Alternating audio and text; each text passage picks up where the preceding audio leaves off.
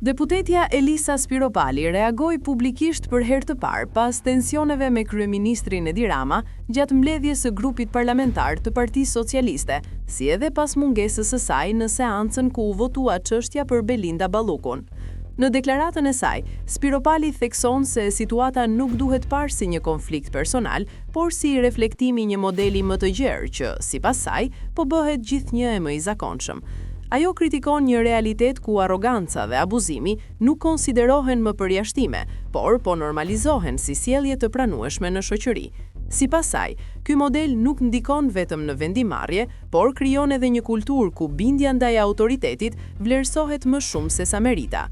Në këtë mënyrë, politika sipas Spiropalit po largohet nga konkurenca e ideve dhe po shndorohet në një sistem të mbyllur, ku rëndësi ka përshtatja dhe jo vlera individuale.